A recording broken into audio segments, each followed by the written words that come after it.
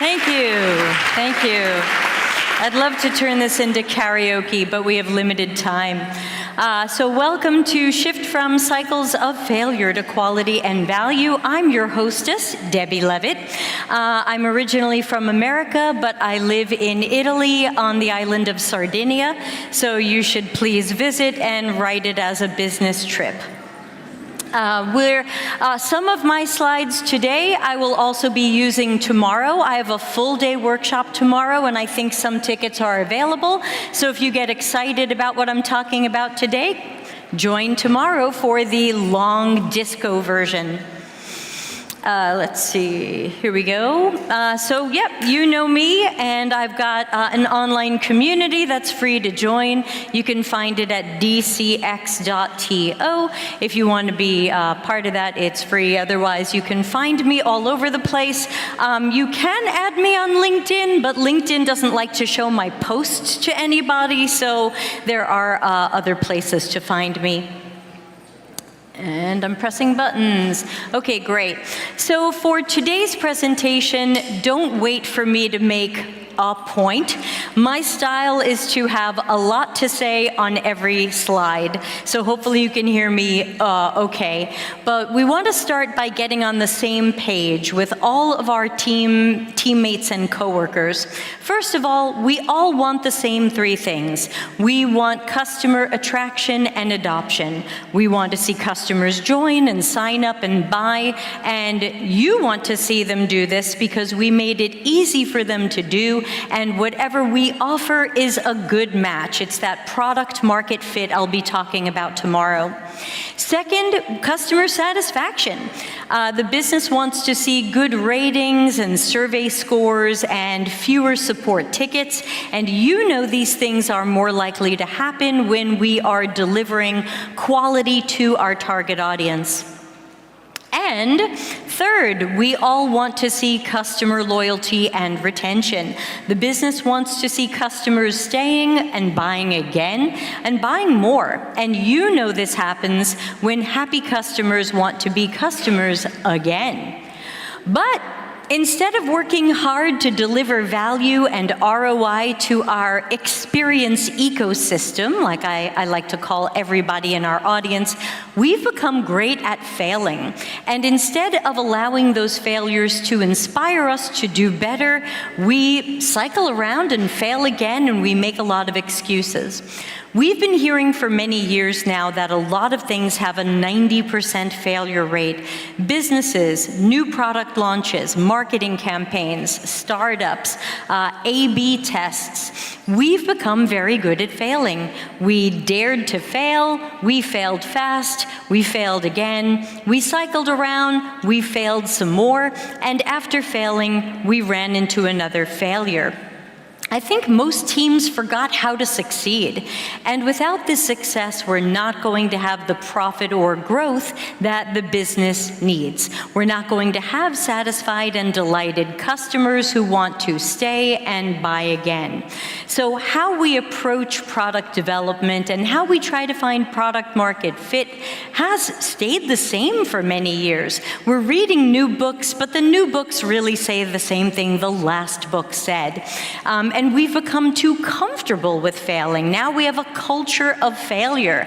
What happened to a culture of success? 90% failure is not a good rate. And I don't know if anybody's following this person online. I am not, but this came across my screen. And Shreyas is a very popular product manager. And here he is asking, if talk to customers is the biggest secret to product success, then why aren't more products successful?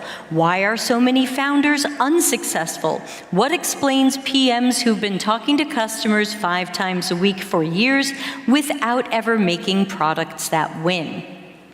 He asks this as if he doesn't know, or it's anybody's guess. Why are we failing customers if the secret is just talking to customers? Does he not know the answer, or does he not want to say it out loud because of how it might affect modern product management? But if you work in UX, and just real quickly, who works in UX in this room? Cool, okay, and me too, by the way. So in case you didn't know, UX people probably know why this isn't as successful as people expected it to be, because we know that talking to customers is a lot more than just the talking to customers part, the executing on the research. We know that there's a lot more that goes into doing research well, and very often that's being skipped. And so if we were to refocus on quality, that quality has to come in everywhere. Quality in our products and services, quality in our internal processes, and quality in how our work is getting done, because the researchers in the room know that talking to customers takes a lot more than just talking to customers. And I don't know if anybody saw these statistics. This is from a couple of years ago, but I would imagine it's still true. Ron Kohavi was on Lenny's podcast. Do people listen to Lenny's podcast? I don't, but this came across my LinkedIn and caught my attention. And Ron worked at Airbnb as a vice president, and he said that A/B test failure rates for Airbnb were 92%, 66% for Microsoft, and about 50% for Amazon. And then his quote from being on this podcast was, "It's not about having better PMs or working at a better company. It's the nature of product development." But that sounds like, please don't blame us. It's the process, that's the problem. But the process is good, so don't change the process. I think that we should remember that we don't have to make excuses for things that are going well. We don't have to make excuses for success. Ron also posted to LinkedIn about 2 years ago about his time as a VP at Airbnb. And he said, "We tried hard to evaluate in A/B tests only things we believed had a relatively high probability of being successful." End quote. Despite this attempt to only test what the team was highly confident about, 8% of tests were successful. This should sound alarms. Consider the process that leads to an A/B test. We know that A isn't that great. A was rushed out, A's not quite right. Now we have B, which is different or better or changed, and we're going to compare them. And imagine being so confident in a B that is worse than the A and not even knowing that until you spent all of that time designing it, building it, and releasing it. So this is a huge problem. We're burning a huge amount of time and money because we understand our customers so little that the B that we arrogantly hypothesized was going to be better than A was worse than A. That means we're not fast. We're not agile, we're not lean. We are crawling in slow motion and running through cycles of guesses and hoping the next dart we throw hits the board. And I believe that we should consider changing the process. If this is the nature of product development, this is not good product development, and we shouldn't be afraid to say these things out loud.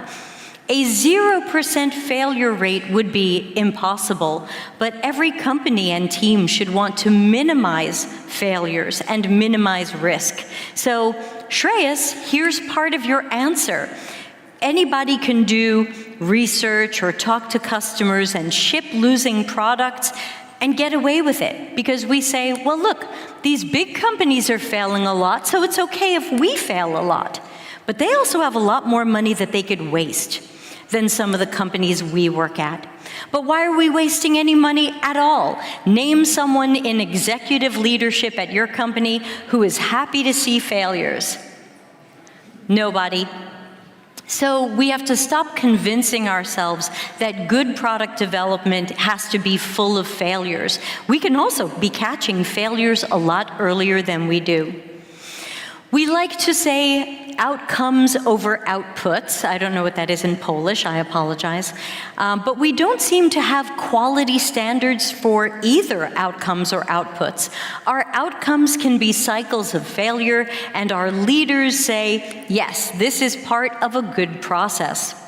And we don't want to admit that our failure rates aren't okay. I found a statistic that the average conversion rate on Shopify stores last year was 1.4%.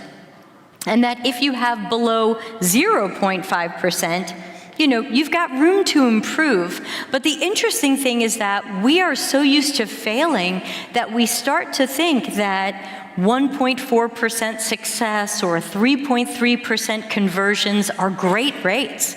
Is anybody here in marketing and thinks 3.3% conversion is pretty good? I've heard that from marketers, like 3.3, that's pretty good.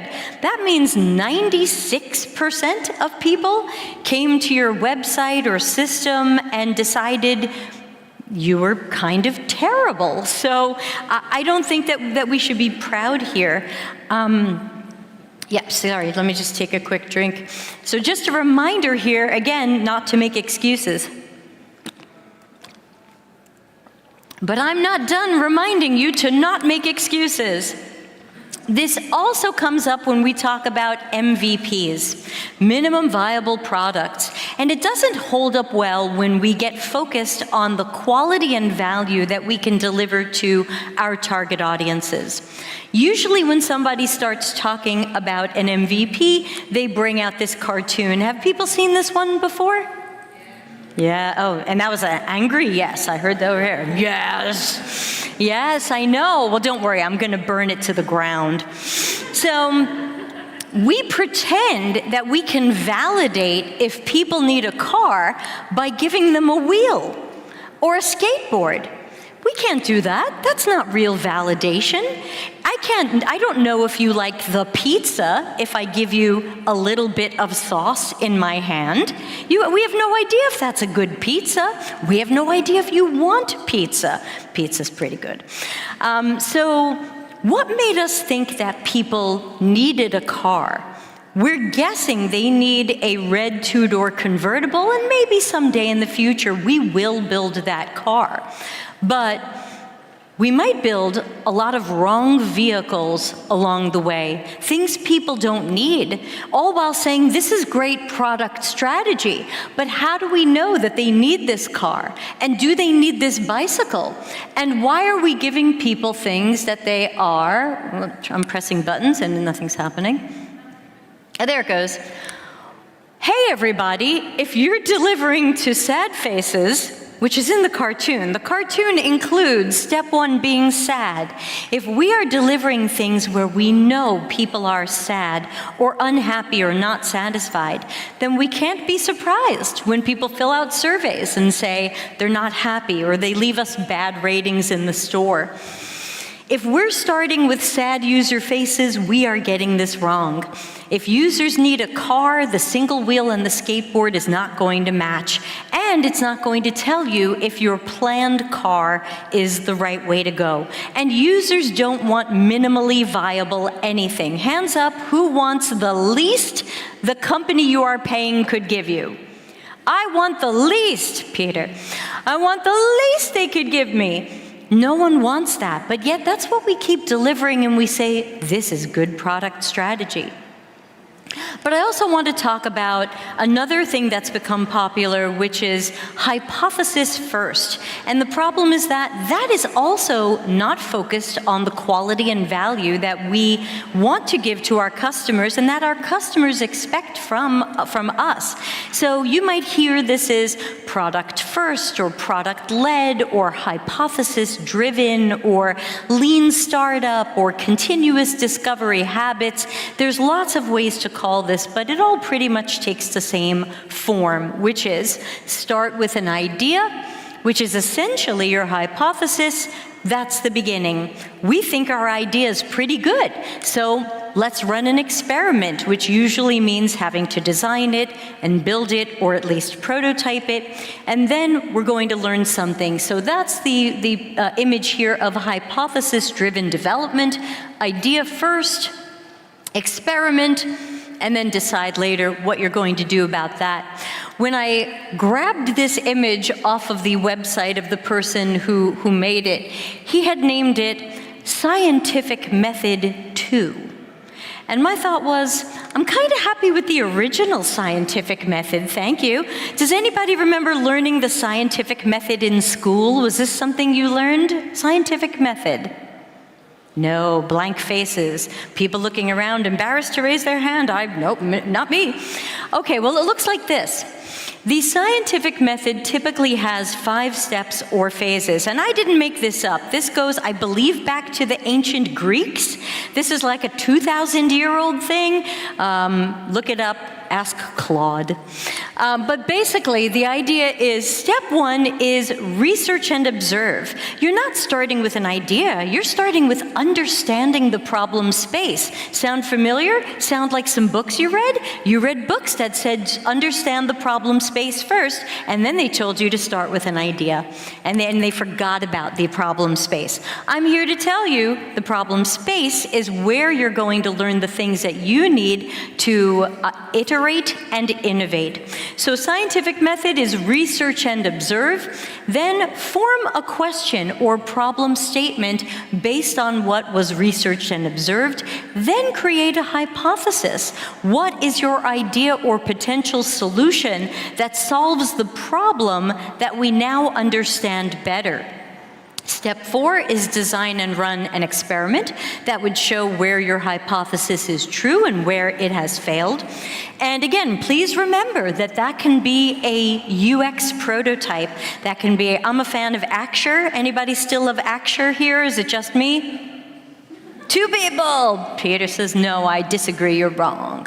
So, person at back with glasses and smiling, you and me will be using Acture. You could even be vibe coding some of these things. I'm not a fan of Figma, but you can, I'm sure you're using Figma. But we can prototype these things, we can run that experiment, and then we can draw our conclusions. And the problem is that something like this sounds cool, but it removes the science from the scientific method. You're supposed to be researching and observing first, and that's actually in almost every book that you've read. Design thinking claims you're supposed to research first, but then a lot of people don't. They just want to go do workshops and point at stuff and play Twister, and I don't know what else you do. I avoid design thinking workshops. Do they look like this? I don't know. And so, we have to take another look at a better way to go, because ultimately this ends up slower because we have to cycle around and guess again. And in tomorrow's workshop, I'll be talking about why I call that the guessing lasagna. Lasagna can be delicious, but as layers of guesses, not as delicious. And I also want to remind people that a lot of the hypothesis first and product first, a lot of where this can go wrong are these 2 risky assumptions. The first one is, my idea must be close. So I just have to keep trying variations. I'll move this button over here. I'll change some of the wording. I'll put this over here. I'll try adding a little thing. I must be close. Sometimes we're not close. UX researchers in the room, sometimes we're not close. Yeah, people are like, blink once, save me. Okay, so I feel you. You're afraid to raise your hand. I got it. I'm not, well, I'll make you do it anyway. If you think about famous companies or products that failed, they were probably not 1 sprint away from success. They were not close. Their idea wasn't close, and small variations of it or close variations of it were not going to get them there. And again, thinking about ones that failed. We got lots of fun stuff tomorrow on companies and products that failed. Super interactive stuff in tomorrow's workshop if you can make it. That's the Atomic Product Market Fit workshop. So the other risky assumption is my opinion is right. I really know our users. Has anybody dared say that? You want to admit it? We'll start a support group. Who has said, I really know our users? And you're not a UX researcher who actually knows the users. Yep. It's easy to say. It's easy to say I really know our users, but sometimes our experiments and other stuff prove that we didn't. And that's what I want people to start being able to admit. If we're cool with failure and it's okay to be wrong, then it's okay to say, you know what? I didn't know our users. I can tell from how this experiment or launch or A/B test went that I don't know as much about our users as we should. Maybe we need to cycle around and get to know them better.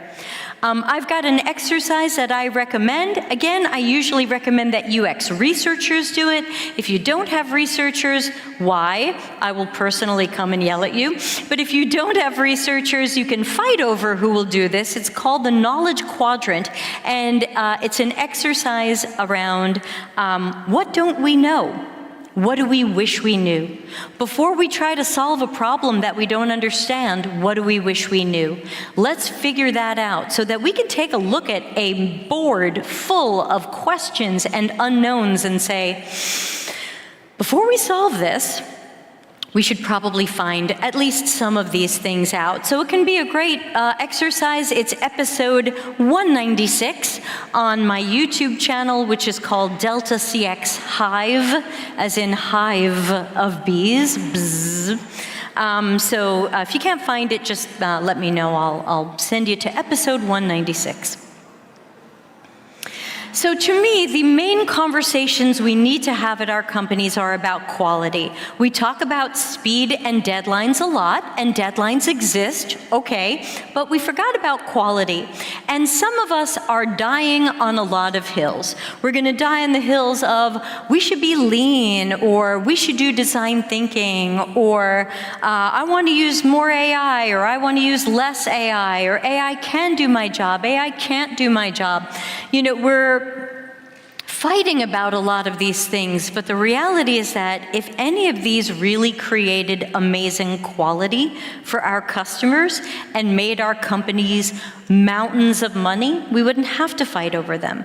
I don't like design thinking, but if design thinking is working where you work, I can't tell you it doesn't work.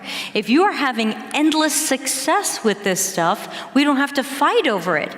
But if we're failing, then we have to have more conversations about this, because we can keep saying more empathy. Have more empathy. Who here feels they haven't had enough empathy? More empathy, not helping us. It has not helped us. We still care more about deadlines than quality. Bring the conversations back to quality. What are our standards for quality? What are our customers' standards for quality? If we're not sure, let's do some research.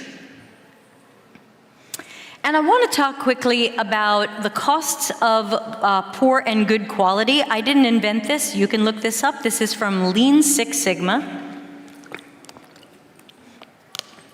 And basically, it's a reminder that good quality costs us money. Sure, we have to take time, we have to use resources, but bad quality costs us money. Bad quality costs us money when we have to cycle back and figure out what went wrong, rebuild it, or redesign it, or delay something else, or now we're all sad. Anyone ever felt sad at their job because we gave the customers another crappy thing? I know this audience is not going to raise their hands except for the woman at the back who knows nobody can see her because she's sitting at the back, and the other person at the back. Okay, so this is the don't look at me audience. Fine, I'll have to say everyone close your eyes and raise your hands. But there are costs associated with all of these things, and what I would like to inspire people to do is document these things. Create a risk register.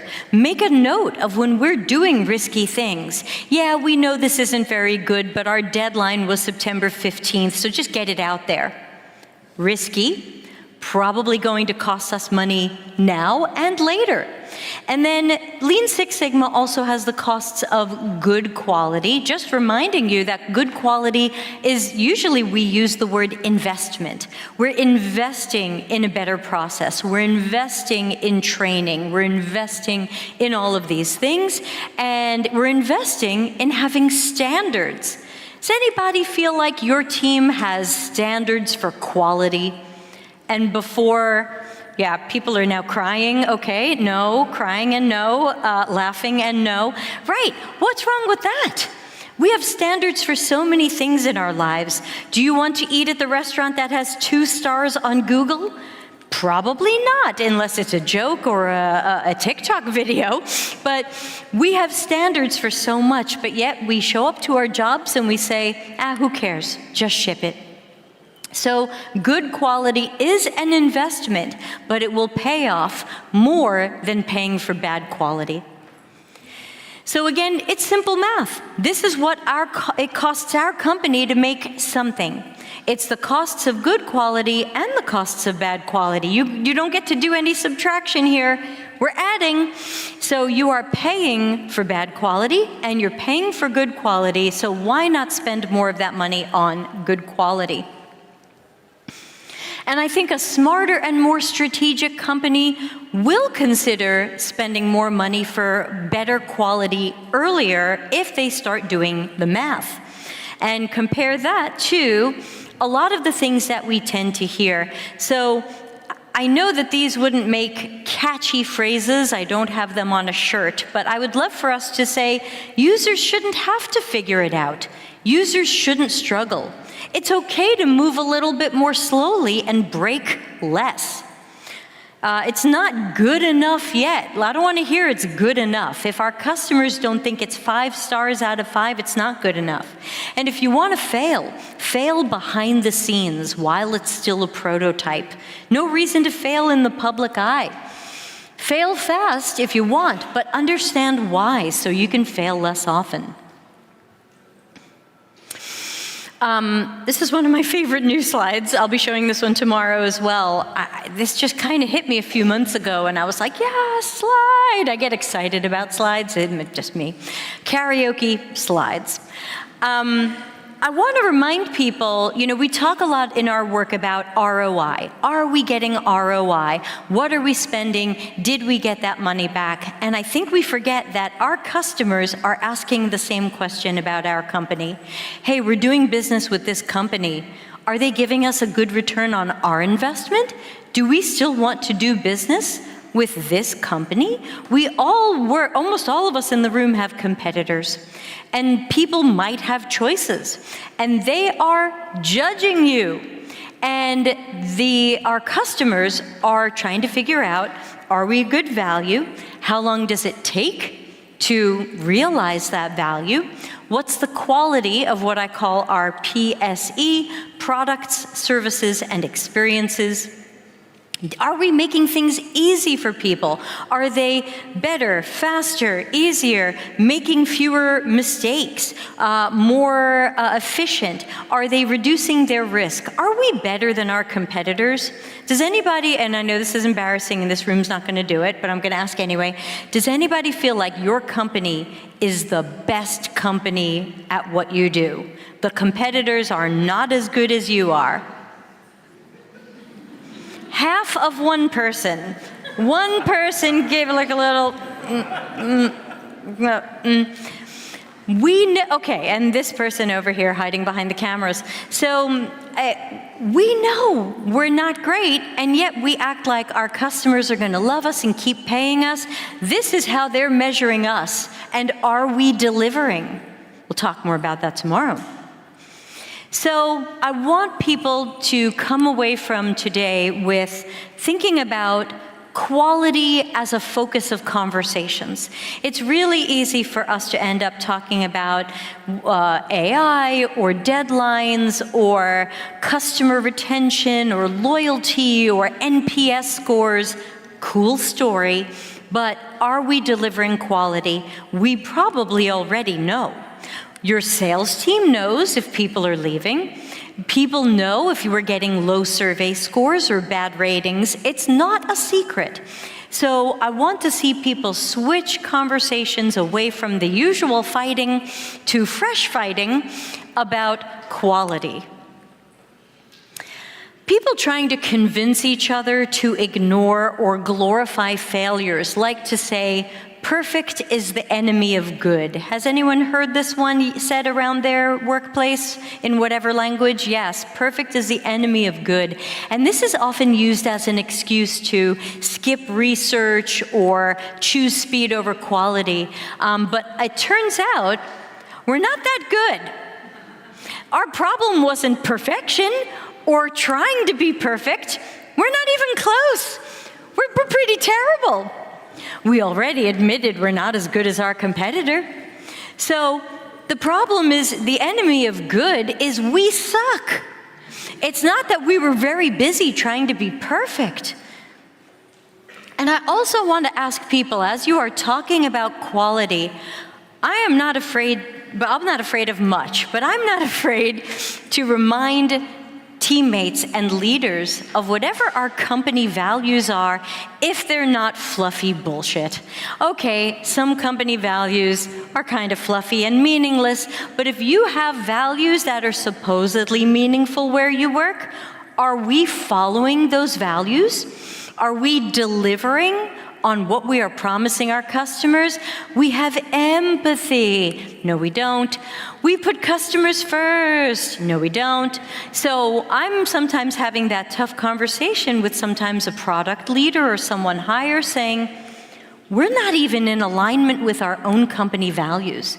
Is that okay? If that's okay, let me know, and we'll get really funky really fast, but we've got these values for a reason. Oh, this slide. So I'm like, what's this? So this is just a reminder that there are so many excuses you're going to hear where you work, or you might be making, and I'll forgive you. And these are really the enemies of quality and success.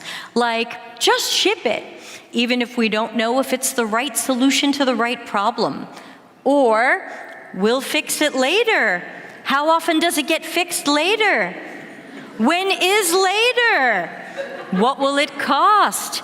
Costs of poor quality. What else do I have here? Users will have to figure it out. Yep, I'm sure you've all had someone who have said, they'll figure it out. Or, my second favorite, we'll train them. Hands up, who loves to watch videos on how to use stuff that should be really easy? More videos, please. Fail fast, said by one of the least ethical companies on the planet. Why do we want to emulate them? Oh, I haven't heard this one lately, but I used to hear this a lot in Silicon Valley. If you're not embarrassed, you shipped too late. Did anybody ever say this crap here? No, then I wish I were here. This used to be a very popular phrase in Silicon Valley for startups, that basically you should ship as soon as you can, and if you're embarrassed because you suck, that is correct. What? I took an MBA. I don't remember the MBA telling you it was good to suck. What other excuses do we have on here? Lean is the least we can do. That gets us to the next step. We have to stop loving this least we can do stuff. Customers don't want the least we can do, and that's not even the correct definition of lean. Lean has a whole other definition that is out there. I didn't make it up. You can read it. Lean is called lean because it's about cutting waste. It's not about cutting important things we should do. It's about cutting the waste. Now, of course, I think the fat on the steak is kind of delicious, but lean is supposed to be about cutting waste, not doing the least you can. Move fast and break things. Do customers like when we give them broken stuff? But we do it anyway. Do I have another one on here? It's good enough. Warms my heart. Yes, so let's see, and I've got some, yes. So this is just a reminder that we deliver to our customers less than we would accept. Think for a moment about a company that you do business with, not where you work. You as a person. Think about a company that you do business with and think about what you expect from them. If it's technology, you expect it to work. You expect it to not be buggy. You expect it to keep getting better. You expect them to listen to your complaints, right? You expect to tell them something is wrong or broken, and you expect them to fix it. I was in a research session the other day at my day job, and the person said to me, "I don't know why I'm talking to you because I've been making the same complaint for 10 years. Is that okay? We know there's a problem. We give our customers less than we want to accept when we're the customers. And I think this is a great opportunity to have. People love exercises and workshops and templates, fine. You want to have a sing-along and a dance-along, go ahead. Not a workshop fan. But talk to people about what do you expect when you're a customer, and now think about what do we deliver.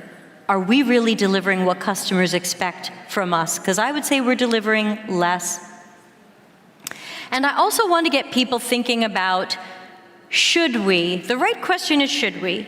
Because I hear people all the time track me down and they say, but Deb, can't we just have AI do the product strategy, do the design, do the research, do the coding? Can't we just do that? You can. Right?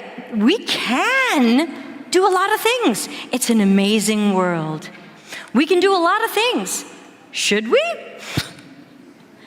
That's what I want you to say to those people when they go, well, can't we just make this thing without those annoying designers and those slow researchers and those, insert other jobs here? You can. But would you do that if we cared about quality? So should we do that? Anything can be done. We can do things without specialists or humans, doesn't mean we should. So we are rarely asking, to me, what is the right question, which is, we can do it, but is this a good idea? Is this likely to create the business outcomes we want? Or is it likely that we'll succeed and grow? Is it going to create ROI for customers? They're judging us. Are we increasing our costs of poor quality? So the next time you hear, can we do this? Say, look, we can do anything. Should we? So, will we be product-led, engineering-led, sales-led, company values-led, empathy-led? I know a lot of people want to be product-led right now, but my concern is that you can be product-led and not build what customers need. Even Shreyas noticed that. I want everybody to be value-led, because this is about consistently delivering value to our users and customers. If you are really value-led, you'll also be all of these other things. You'll have great product. Hopefully you have quality engineering. Your sales team will have something that is much easier to sell. And hopefully you'll be following your company values. All roads lead back to the quality and value as our customers see it. So many of us have been in conflicts at work, and we might not have really focused on what the real cause of these conflicts were, which is quality. I mean, let's certainly not at the job you're at now, but have you ever, at any job you worked at, felt like we just didn't care about quality? Yeah. Thank you to those who admitted it and the rest whose faces said, I'm not raising my hand, I'm sitting next to my manager. So, we could have addressed a lot of our problems sooner if we had shifted the conversations to quality. That's really all that this is about. If fake UX or diluted UX or what some people call democratized UX, which I call diluted UX, if that were really producing quality, then I can't tell you to stop using it, but it's working so rarely. If bad product management, bad product strategy, or bad product discovery are causing continuous failure habits, then we should have pushed against these things earlier. I don't care if your company got a training. I don't care if you read a book. I don't care if you saw a video. It's time for us to use our critical thinking. If you are here today, you are probably a smart person who is able to do critical thinking. But we forgot about that, and I want everybody to start that again. If we don't want to excuse continuous failure habits. We've got businesses not meeting their goals. We've got bad product processes. Your company is probably saying innovation, but they're not even getting the basics right. They're probably pressuring you, innovate, innovation. Anybody under pressure to innovate who wants to admit it? Yes, some are admitting it, thank you. Person at the back of the room. And I feel like we're going in the opposite way because we're not even doing the simplest things right. And so I've made up a word, I hope you'll enjoy it. I'm saying we're not innovating, we're priscavating.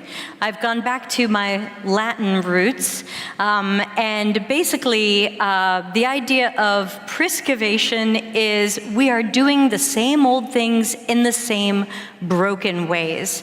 So prisca means early or former, and of course cavare, Sicilian friend, is digging, because we are digging ourselves into a hole.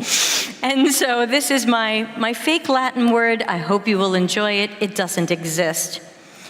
Our world is full of so many failures and bad decisions that we pretend are mistakes. They're not mistakes. They're bad decisions, and we should know better. And bad decisions are risky and expensive. I want everybody to return to quality and to turn the conversations at your job towards quality. That is my 45 minutes. You can track me down in the Delta CX multiverse. I have a table out by the far coffee, by the coat closet people. I've got these two books here that I'm selling if people are curious. Otherwise, grab them online in some other way. Customers Know You Suck is about being more customer-centric, and Life After Tech is what will each of us do for work when we're done with tech, or tech is done with us. And it's a little introspection exercise workbook for you to find your path. I only have 3 minutes. If there is like a question, I could probably take it. Otherwise, I know there's something happening right after me. I hope to see some of you at my workshop tomorrow, and I think there are still tickets if people would like to join. So thank you for giving me some of your time.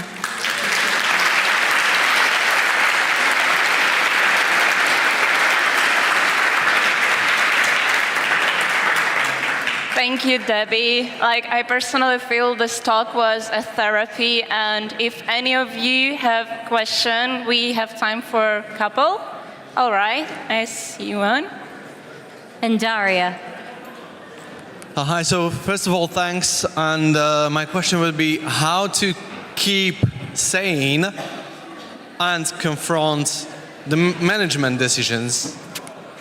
Sorry, I'm trying to hear you. Okay, so my question is how to keep balance between staying sane and confronting the management decisions. Excellent question.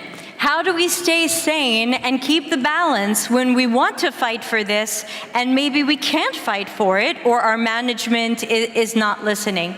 So as I say on like page 6 of Customers Know You Suck, put your own oxygen mask on first.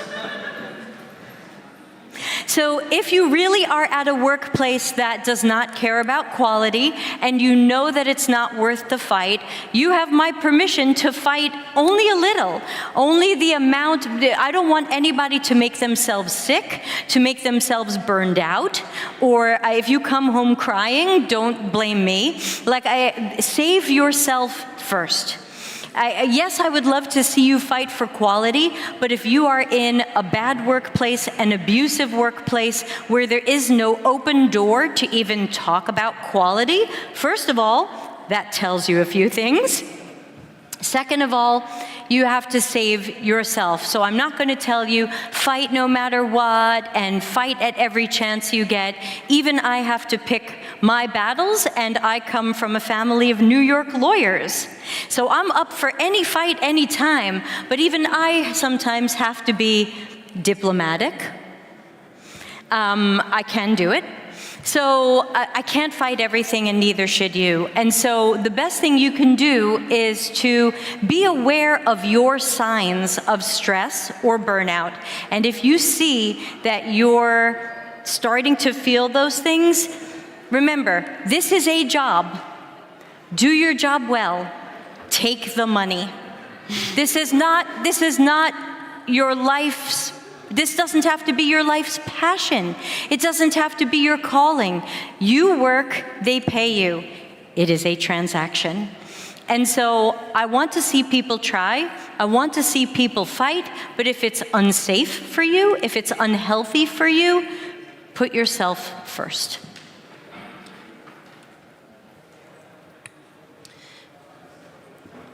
Hi. Hi.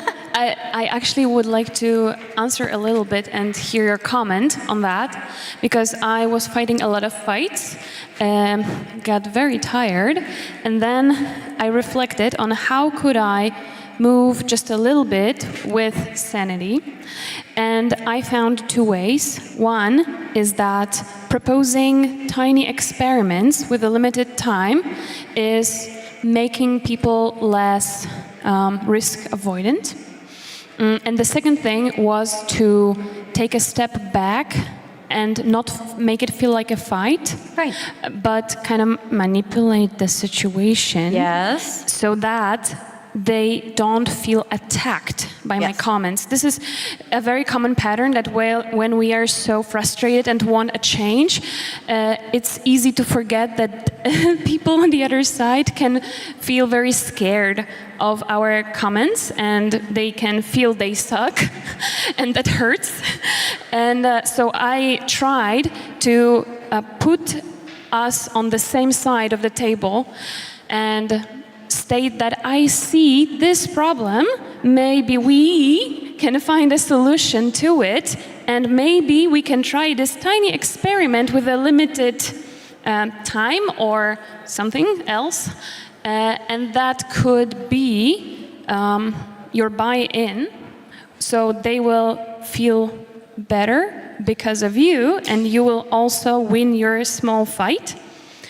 It's just more empowering and less tendency for burnout, I feel.